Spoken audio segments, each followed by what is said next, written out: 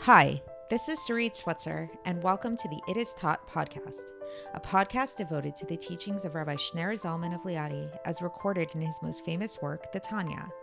My hope for this show is to make these teachings accessible and relatable to the average person, regardless of prior Jewish education or affiliation. The episodes follow the prescribed daily study portions and are meant to serve as practical lessons in how to live your life as your true self and develop an authentic and powerful relationship with your Creator. I have personally experienced the effects the study of this work has had on me, and I'm excited to share what I can of this knowledge with you. So please join me on this journey of learning, self-growth, and connection with your source.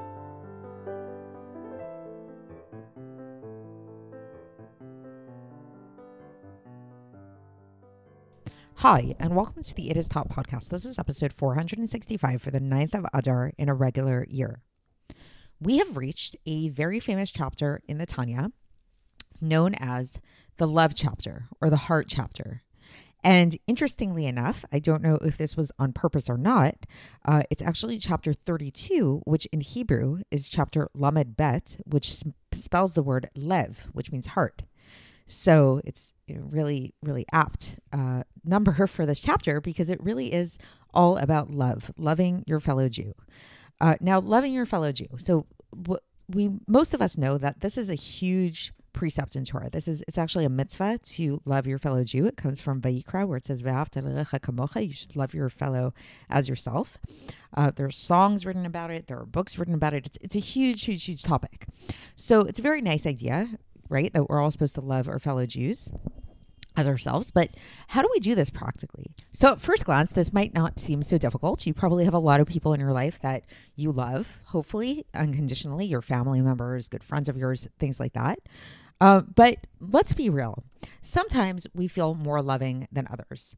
It's easy to love people around us when everything's going well, when everybody's treating us nicely, when there's just this feeling of good kinship, good friendship going on, everybody's being treated well, everybody's getting along and stuff like that. But what about the times when it gets a little bit more complicated? What about the times when somebody you know, or someone you may not know that well, does something that you find distasteful, that you really don't find a nice thing to do, and it's kind of hard for you to love that person, especially if they do that to you. If somebody does something not very nice to you, sometimes we just don't necessarily feel that same loving feeling in our heart, naturally speaking. So how can we arouse this love? How can we arouse love towards our enemies, quote unquote, towards people who we really just don't feel like we have anything in common with, people who not only do we not have things in common with, but who do things towards us or towards other people that we really disagree with and we really don't like. So that's what this chapter is going to address. And it's going to go about it from a really interesting angle, which, as we'll see, actually follows quite logically and sequentially from what we've been learning over the past couple of weeks or so, I would say, in the past few chapters, really starting mostly from chapter 29, when we started talking about this idea of how to remedy a blocked heart. Like if a person feels blocked emotionally from serving God and what to do about that. So if you've been following along the past few episodes or even a little bit more than that, and please go back and listen if you haven't or if you need that review. But the basic kind of overarching theme of it all was that the way to really come to this more passionate place of serving God, where we feel it more, is by actually breaking ourselves, by breaking the animal soul, breaking the body, and coming into getting more in touch with our more godly side, with our more godly soul. So as explained many times already in this podcast, we each have two souls. We have an animal soul and we have a godly soul.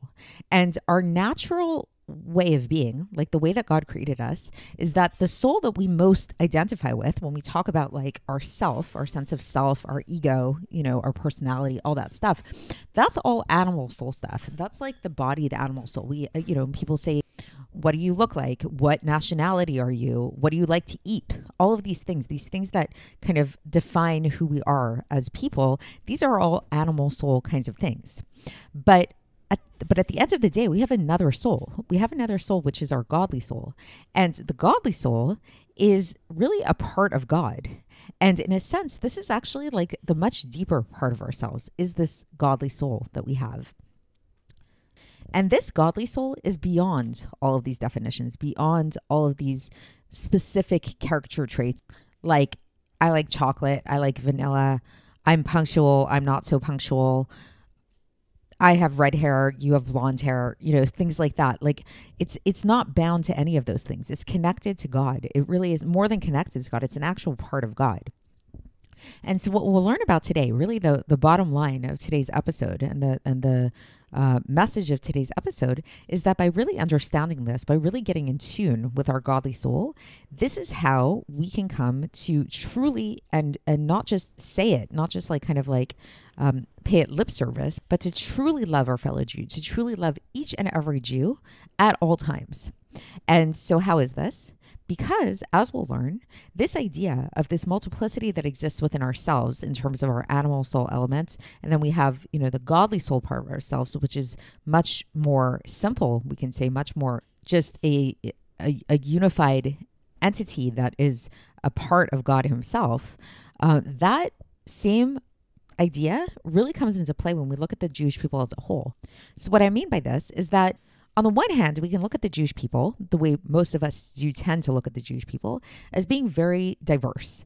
There are many different types of Jews, many different nationalities of Jews. There are Black Jews. There are even Asian Jews. There are all kinds of different Jews. There are jokes about different types of Jews. Yakish Jews are very punctual. Hasidic Jews, not so punctual. So many different types of Jews and different varieties of Jews. Even in your own personal life, you can think about the Jewish people that you know and think about how diverse they are, how different they are, their various strengths, their various shortcomings, things like that. But all of that stuff is all animal soul kind of stuff and body stuff. But then, as mentioned, the same way that we have within ourselves, we have our animal soul and then we have our godly soul.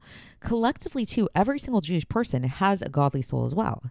So we can choose to connect with our fellow Jew on an animal soul level, which isn't always a negative thing, by the way, because sometimes you can meet Jews who your animal souls get along. You both like similar things. You're complementary to one another in that kind of way. That's great. But at the same time, it's very limited, because what if you're getting along with somebody and your animal souls are having a good time? You both like a certain movie, you're both watching the same movie, you're both really enjoying yourself or whatever, but then there comes to be a point of discord, a point of disagreement that you cannot agree with, and there's a value that this person holds and you hold, and there's really different values, and you're really arguing about these values, and you can't stand that this person has this value that you feel to be so evil, and the other person can't stand that you hold a certain value that they feel to be so evil. What do you do? How do you deal with this multiplicity? How do you deal with this discord, this conflict? So the way that you do that is you go deeper and you recognize the fact that this person is not just an animal soul. You're not just an animal soul. You guys are both also godly souls, and you connect on a godly soul level. And when you connect on a godly soul level, everything changes. The whole dynamic changes. It's like now you're connecting not just in a way of like, I like this kind of movie, I like this kind of food, you like this kind of food or whatever, but you're actually connecting in a way that there's actually no separation between you two at all, because you're both stemming, your godly soul are both parts of God himself, and God himself is unified and one. So when we recognize this, we actually see that there is no real division between the other person. So if you have negative feelings towards another Jew, what you're basically saying is that you have negative feelings towards yourself, God forbid, and towards God, because that person on the most essential level is but their godly soul.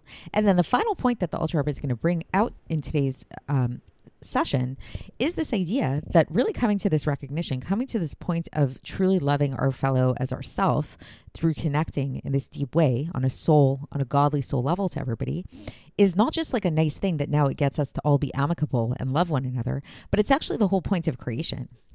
Because God wants this world to be unified, because God wants to dwell here in this world, and God cannot dwell in a place of division. God can only dwell in a place that is unified. Just like, you can't pour water into a cup that's broken. I mean, you could, but then the water is going to seep out. It needs to be a whole cup. It needs to be a cup that does not have any breaks in it. Similarly, God can only dwell in a place that is connected, that is whole. So let's get into the text and see how the Alter Rebbe explains this. For context, as I mentioned, we're going to be starting a new chapter today. We're going to be doing the first half of chapter 32 of Likkutei Amarim.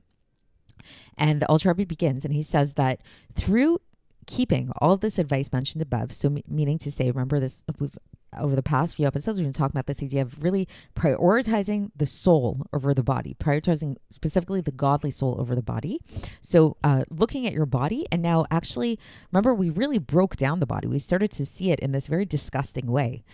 We started to like really bash the body, and we talked about how the body, in a certain sense, the physical body in a certain sense, can be worse than an animal, because animals, as low and disgusting as they can be, they're always doing just the will of God, and they can't do anything except for the will of God. Versus our body, we have the capacity, only us humans have the capacity to do something that is against the will of God. So that should really disgust us when we realize that, what our bodies are capable of. So then when we realize that, then we're going to slowly start to dissociate from identification with the body. And instead, we're going to focus on the godly soul, and we're going to focus on just bringing joy and happiness to the godly soul. Remember, we spoke about this idea of now we have a mission. Now we have this path where we want to save the princess. We want to redeem our godly soul from exile. And so our whole focus becomes on this godly soul, on trying to identify with our godly soul. And this is where the new topic comes in today, is that through this whole meditation upon really pushing down the body and identifying more with the godly soul, this is a very straight and easy way to come to keep the mitzvah of Ve'ahavta l'recha kamocha, that you should love your fellow as yourself. The source for that mitzvah, by the way, is in Vayikra, chapter 19, verse 18. And this idea of loving your fellow as yourself, this applies to every single Jewish person, says the Alter Rebbe, whether this is a great person, whether this is a small person. It's not just that like we're supposed to love very holy rabbis or people that are in our family or whatever. We're supposed to love every single Jew. And so the way that this works is because now that you see your body, if a person sees their body in this very lowly and kind of disgusting way, then it's like this just like heightens the appeal of our souls. And who knows the greatness of our souls? So in their source, in God himself, because now we've come to focus on how the godly soul is really sourced in God himself. And not only that, we start to realize that all of us Jews are actually all equal, and we all have the same father, which is why the Jewish people are called achim. They're called brothers, and they're called brothers. All of us are called brothers because we all have the same source.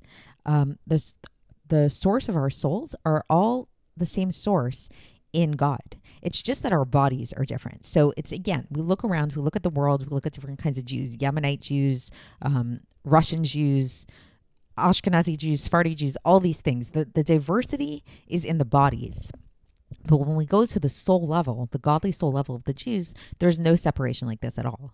And so thus, the Alter Rebbe says, when a person actually makes the body the priority and lessens the priority of the soul, they can never truly have true love, true unconditional love amongst themselves. It's always going to be dependent on something. So it's like the example I gave of, like, let's say you meet someone and you guys bond over your similar taste in movies or this liking the same kinds of food or something like that. That's very nice. And, you know, that might go on for a while, who knows how long, but it's a dependent kind of love. It's a love that's very dependent upon having common interests, or we can say that, what does this person do for me? Maybe there's like a certain kind of like dependency there over the fact that like this person provides me with something. An example that comes to mind for me about this, a very tragic example, unfortunately, is like sometimes you see, I know a couple like this, where it's like there's a couple that gets married, and when they first got married, everything is well, everybody's healthy, everything's good,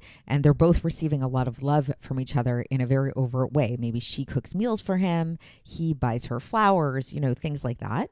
But then what if one of the spouses falls ill and, you know, starts to become not capable, God forbid, of providing these actions, these activities? What if they become so ill, in fact, that they become like immobile and they're not able to communicate at all? Unfortunately, I know a couple like this. So what does the other spouse do? Do they stop loving this spouse? Do they, stop caring for this spouse? Is it like a tit for tat relationship, or does it maybe force the person to tap into a deeper type of love here that's more unconditional? So this is what the Alter Rebbe is talking about here, is that if the love is really based on the body, if it's a body based love, then it's always going to be a kind of like conditional love. Maybe there's going to be like a tit for tat kind of aspect to it.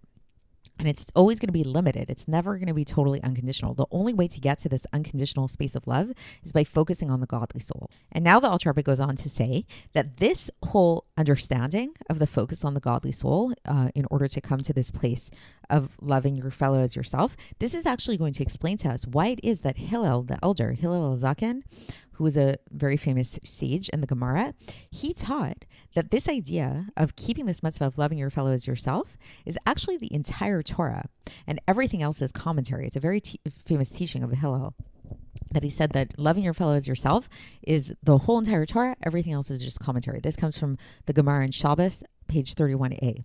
So why is this? Why is it that the entire Torah can be summed up in loving your fellow as yourself? And how does this whole idea of focusing on the godly soul and connecting to our fellow in this way connect us in this way?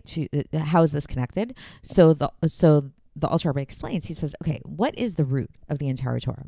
The whole root of the entire Torah, the whole purpose of the whole Torah is, as we've explained previously, to raise up and elevate the soul over the body, high up, all the way up to the source of all the worlds.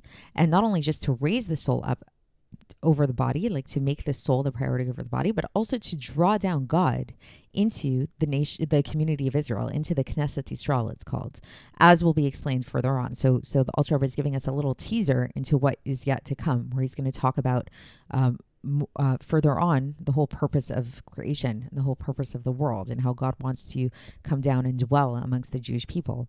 So